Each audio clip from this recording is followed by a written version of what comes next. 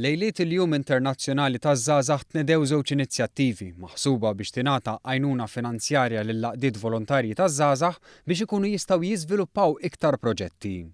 Marija Borġ minn Aġenzija Żgħażagħ spjegat kif dan l-appoġġ finanzjarju jipprovdi l-opportunità għall-implementazzjoni ta' diversi proġetti. L-iskemi li qegħdin nillanċaw illum huma skemi ta' fondi li minnhom jibbenefikaw l-laqdiet taż-żgħażagħ.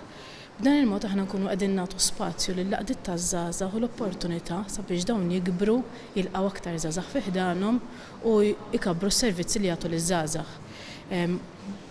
Primarjament permezz tal-iskema i4U u għandna wkoll skema oħra li hija Be-Active bil-Malti kun attiv li toffri l-isfida liż-żgħażagħ attivi ġewwa l-laqdiet sabiex huma joħolqu l-inizjattivi tagħhom fil-komunità sabiex dawn ikunu aktar attivi. Din l-inizjattiva mhijiex l-ewwel tat-tip tagħha.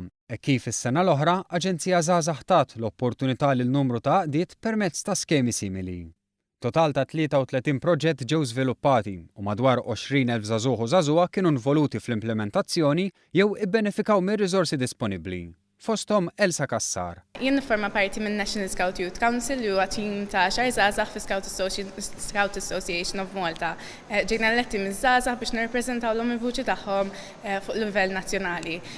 Explore li hija kampanja li aħna tillajna l-użu tal-fondi li tawna Aġenzija Żgħażagħ hija kampanja li tinkoraġġixxi liż-żgħażagħ ikunu iktar attivi permezz ta' sensiela ta' tasks li joħorġu kull ġimgħa u inkoraġġixxuhom joħorġu u jieħdu gost, bażikament. Is-Segretarju Parlamentari għaż-Żgħażagħ, Sport u Għaqdiet Volontarji Clifton Grima wera s-sodisfazzjon tiegħu għax-xogħol siewi li qed isir u żied li baqa' meraviljat bil-potenzjal ta' Aġenzija Żgħażagħ u l-entużjażmu taż-żgħażagħ infishom.